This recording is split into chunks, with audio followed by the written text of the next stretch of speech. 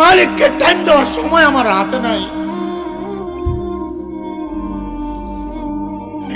একদিন তো আফসোস কর ভাই, কি করলাম, ইয়া লাইতানি কদ্দামতু লিহায়াতি, ইয়া লাইতানি কদ্দামতু, হায় জীবনের জন্য যদি কিছু বাটাইতাম।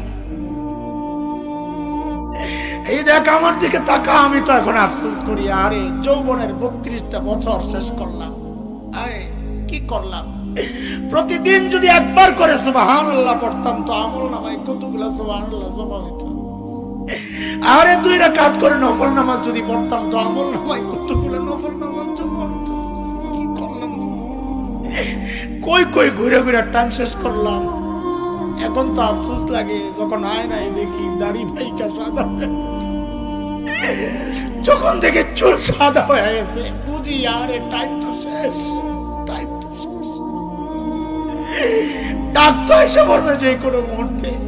আই কি করলাম, আরে ভাই আমার মালিককে টাইম দাও, মালিককে টাইম দাও, ফালতু সময় খাইও না, নষ্ট করো না।